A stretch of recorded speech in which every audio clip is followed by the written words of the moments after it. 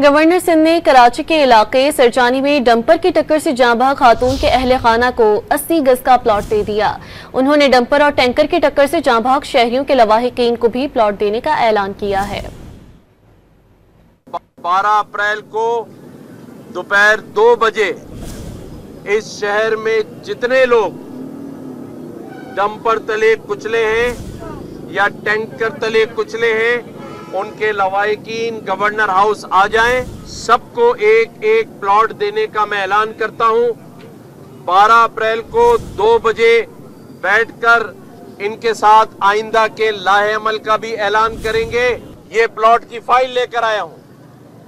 मैं 2 महीने बाद अगर आया तो इन तीनों बच्चियों के एडमिशन लेकर आया हूं।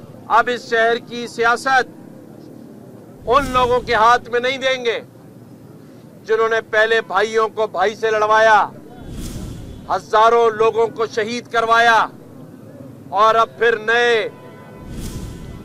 नए फनकार और नए ड्रामों के साथ महाजिर कार्ड खेल रहे हैं।